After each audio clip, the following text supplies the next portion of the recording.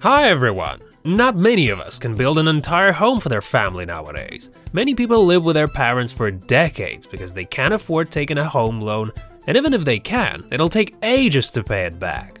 The hero of this episode is Larry Wade. He's already had a flat of his own, but he also wanted to have a little summer cottage, somewhere in the woods where he could be closer to nature, so that he could idle away a day with his friends and family.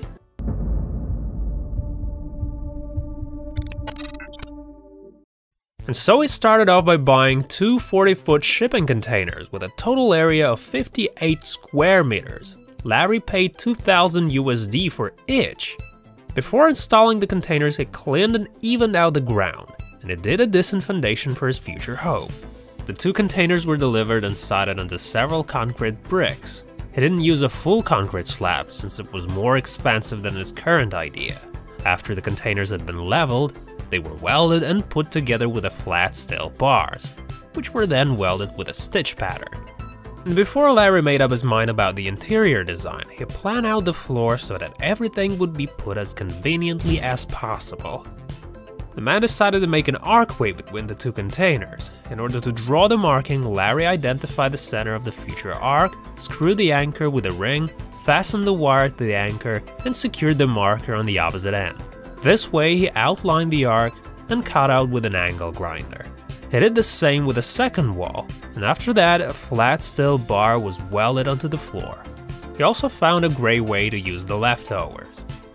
The insides were made of wood and covered with wall paneling. And so then Larry cut out the windows and doors. Making the doors was easy, because rectangular openings are simple. As for windows, well, there was a bit of a problem because of the unusual shape. The house was covered with soil at the back, and so to protect the container from corrosion, the anti-corrosion processing was carried out. Obviously, the house was insulated.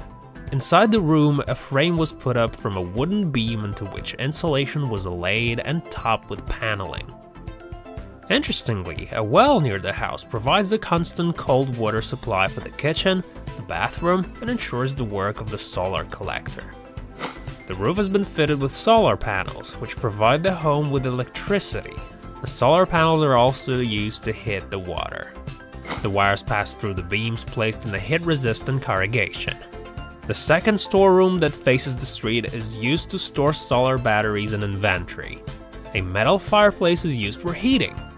In the bathroom, Larry decided to put a bio-toilet. When you step inside into this unconventional beauty, you can't even tell that it's a regular shipping container. This is the bedroom, for example. And here's a living room, kitchen, bathroom, and of course the toilet. Ceiling height is approximately 2.2 meters, which is great given the insulation of both the ceiling and the floor. Some people say that the house isn't fancy enough, and that its interior design can be improved. Well, what do you think, guys? Share your opinions in the comments. Any suggestions? Now, let's sum it up. Here's a list of things you'll need to build a similar container house. So, two freight containers with a total area of 58 square meters. Sawn timber for the internal skeleton of the insulation and cladding.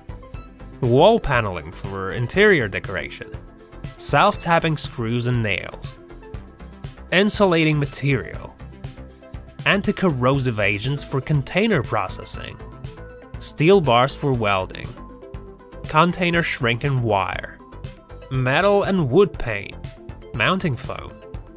All kinds of fastening elements for joinery and so on. And finally, laminate and ceiling tiles. So Larry Wade spent $35,000 to build this house. And that price includes the land purchase. Well, the guy seems totally happy. And I'll be just as happy to know that you guys enjoyed watching this video and will support it by pressing the like button. And that's all for today, fellas. Thank you for your attention, good luck, and we'll see you next time.